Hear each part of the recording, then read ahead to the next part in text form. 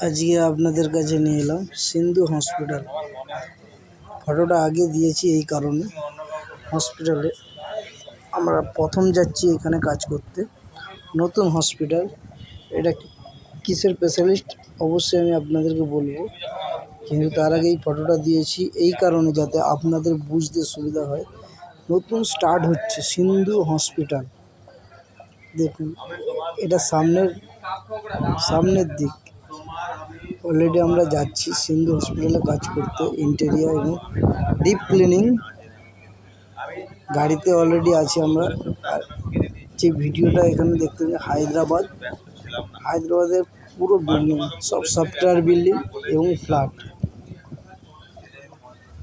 প্রাকৃতিকটা দেখুন, হায়দ্রাবাদ